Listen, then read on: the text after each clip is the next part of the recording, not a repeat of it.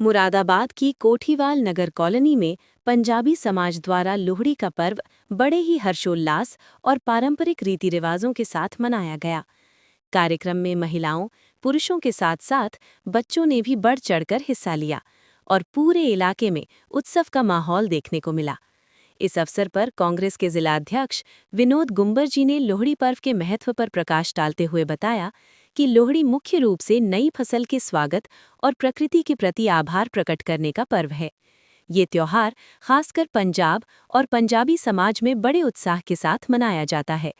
विनोद गुंबर जी ने बताया कि लोहड़ी की रात अलाव जलाया जाता है, उसके चारों ओर परिवार और समाज के लोग एकत्र होकर रेवड़ी, मूंगफली, तिल, गुड़ और पॉपकॉर्न अर्पित करते हैं। इसके साथ ही सुख समृद्धि, अच्छे स्वास्थ्य और खुशहाली की कामना की जाती है। उन्होंने ये भी कहा कि लोहड़ी का पर्व नवजात शिशु और नवविवाहित जोड़ों के लिए विशेष रूप से महत्वपूर्ण माना जाता है। इस दिन पारंपरिक गीत गाए जाते हैं, भांगड़ा गिद्धा किया जाता है और आपसी भाईचारे व सामाजिक एकता का संदेश दिया जाता है।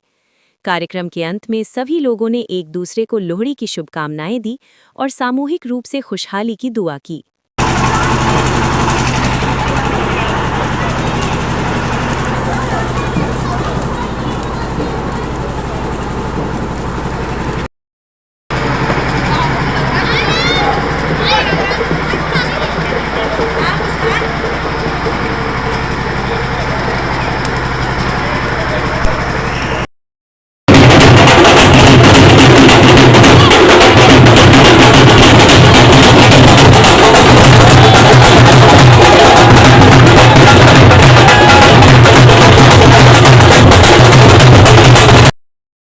जिलाध्यक्ष कांग्रेस पार्टी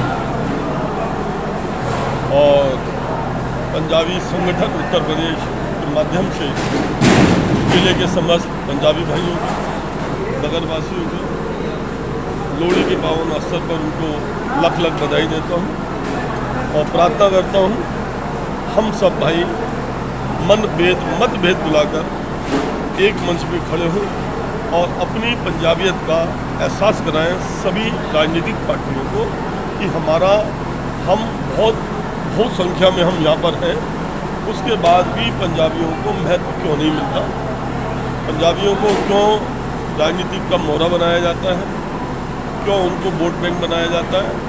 और पंजाबी कौम एक ऐसी कौम है, ये पढ़ी लिखी कौम है, आर्थिक स्थिति से बड़ी मजबूत कौम है और लोगों को मदद करने वाली कौम है और हमेशा उनका पंजाबियों का हाथ ऐसे रहता है, ऐसे नहीं। नेता कांग्रेस के जिला अध्यक्ष विनोद गुंबर जी हमारे साथ मौजूद हैं। आइए बात करते हैं लोहड़ी के उन्होंने कि आखिर किस तरह से आज उन्होंने ये खुशियों का पर्व किस तरह से मनाया। सर, कहाँ पर मनाया आपने? लोहड़ी का पर्व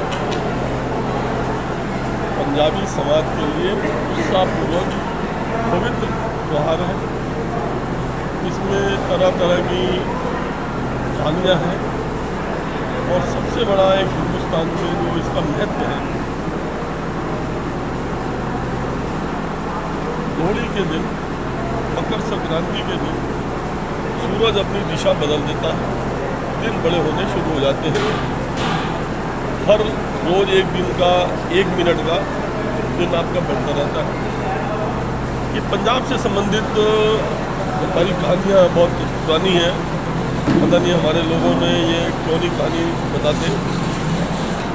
पंजाब में ऐसा होता था कि जब भी कोई नई बारात होती थी तो डकैत नई बेटियों को उठा के ले जाते थे।